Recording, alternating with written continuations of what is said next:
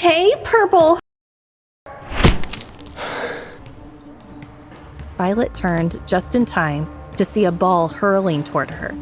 It smashed into her face, snapping her head back. Pain flared, and blood trickled from her nose. What was supposed to be gym class had become Jasmine and her crew's personal torture chamber. Whoa, look! It's like ketchup! Someone yelled, and laughter exploded. Her tormentors were losing it, their mocking voices like nails on a chalkboard.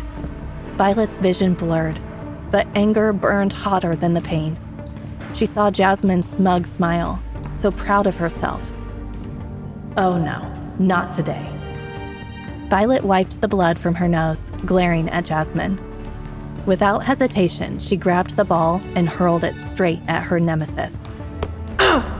The satisfying sound replaced Jasmine's laughter with a shriek like a Thanksgiving turkey. The ball hit Jasmine square in the face. Violet watched, delighted, as she stumbled back, clutching her swollen eye. "How's that feel?" Violet shouted, venom dripping from her voice. But her victory was short-lived. Anisha, one of Jasmine's lackeys, grabbed a ball, her face twisted in rage, and fired it at Violet. Violet dodged it, heart pounding, but that was just the beginning. One by one, Jasmine's crew joined in, their faces set with vengeance. Jasmine never fought fair, and her followers were just as bad. They bombarded Violet with balls, aiming to hurt her. Violet fought back, dodging, weaving, grabbing balls, and throwing them hard. She landed a few good hits, making some of them yelp, but there were too many. Soon, Violet was overwhelmed. Balls rained down on her, hitting her arms, stomach, and back. She gritted her teeth, refusing to cry out. The difference between her old school and Lunaris Academy? At her old school, Jasmine and her crew fought dirty. At Lunaris, the elite students fought with finesse. Every jab was calculated, every taunt cloaked in fake politeness, every act of cruelty disguised with elegance. Violet had always thought she was fit, but she was kidding herself. She was not prepared for this. Still, she was doing better than some of the others. This was lap 6, and many humans were already lagging. The werewolves, though, were totally crushing it. They ran like they were born to do this, barely breaking a sweat. Okay, they were sweating, but it looked more like a victory glow than actual fatigue. As expected, some humans had totally given up and collapsed on the track. Violet had thought about it too. The idea of just hitting the ground and letting her aching muscles rest was super tempting. The alphas could kiss her, well, you know. But Violet wasn't a quitter. Plus, there was Alice's warning. Alice had said that quitters got the worst punishments, like cleaning all the dorm bathrooms, a total nightmare. Apparently, some seriously nasty stuff went down in those bathrooms, and cleaning up was traumatizing. Alice didn't need to go into details. Violet got the picture. That was enough motivation to keep her going. Plus, the humiliation of failing? No way. You run a lot, Violet gasped, looking at Alice, who was effortlessly keeping pace beside her.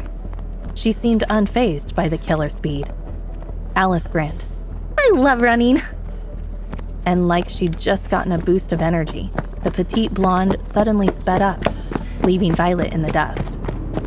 Violet stared after her, a mix of amazement and disbelief. That girl was a machine. No time to waste, though. Violet focused on her own race. She pushed herself harder, each step bringing her closer to the starting line for lap 7. Just as she crossed the line, something freezing cold hit her, stealing her breath. What the heck? Violet spun around to see Autumn Carson holding a hose, a smug smile on her face. The pure-blooded werewolf looked down at her with total disdain. And it wasn't just Violet. Several other fresh meat were getting the same icy treatment. The evil elite students had stepped up their game, dousing the humans with cold water as they finished each lap. just to make things even worse. Asher and Roman were nowhere to be seen, probably busy torturing the slower runners and having a blast. Violet wouldn't be surprised if this whole water thing was their idea too. Violet stopped, glaring up at Autumn. The werewolf raised an eyebrow, momentarily surprised by Violet's defiance. But the surprise quickly turned to annoyance. "What are you waiting for, purple head? Move it!" She sneered.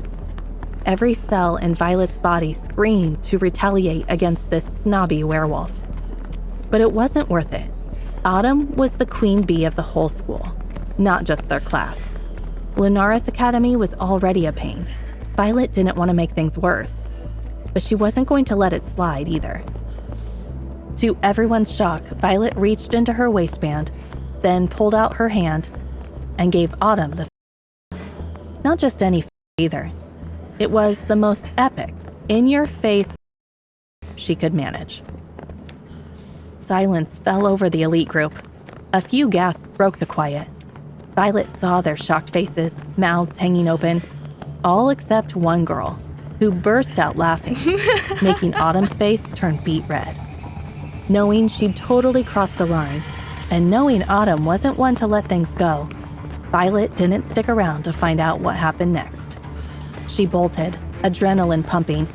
She could practically feel Autumn's glare burning into her back and knew she'd just painted a giant target on herself. But strangely, she didn't care. Not today. Autumn Carson could hate her all she wanted. The feeling was mutual. 3 more laps. Just 3 more laps and this nightmare would be over. Though Violet had absolutely no clue how she'd make it. Especially now that Autumn was out for blood. To listen to the full audio series, install the Pocket FM app now.